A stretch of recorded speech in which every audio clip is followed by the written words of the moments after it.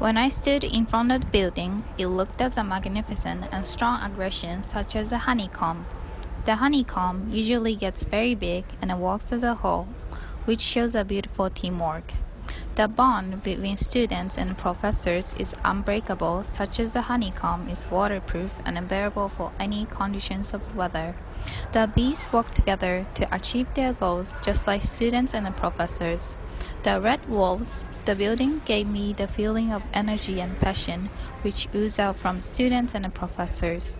The color red reminded me of energetic attitude which both students and bees tend to have.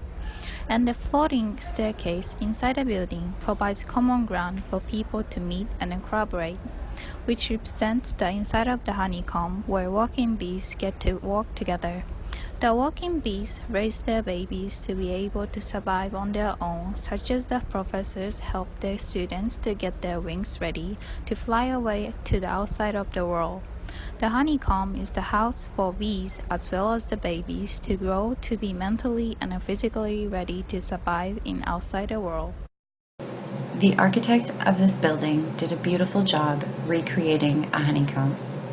The glass windows capture the beauty of the outside world, giving those inside a delicate image to glance at while they are busy at work. The interlocking hexagons used to form the sides replicate that of a honeycomb. The honeycomb is a result of the collective effort of the bees that worked together to form it. Each bee plays a unique role, uniting to build their home. Students and professors are similar to the honeybees. The classrooms that make up this building are much like the honeycomb it represents.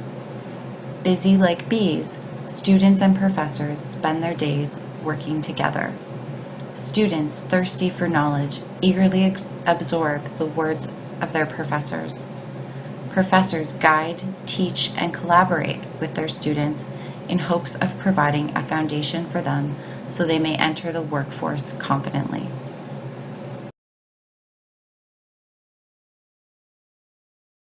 I find that this space resembles a factory.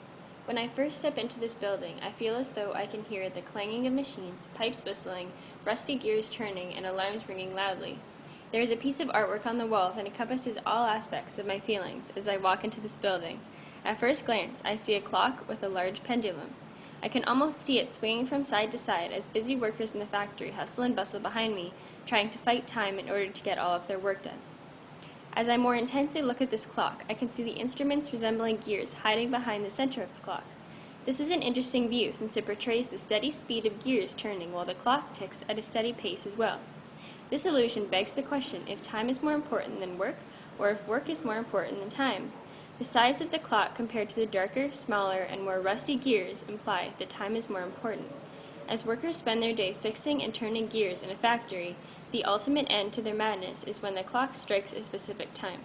This is when the tired workers leave the busy, loud, oil-filled factory and head home, while the new and refreshed workers enter this mini-city and begin their workday. Yeah, the first thing they probably see on a full day works ahead is the large centerpiece serving as the core to all the works.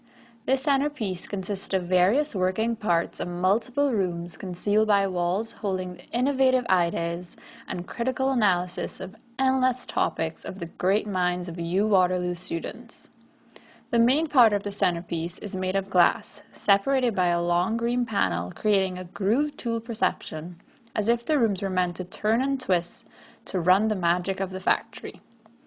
There is also a large yellow cylinder piece in the middle of the glass part, perceiving another mechanic of the functioning of this piece.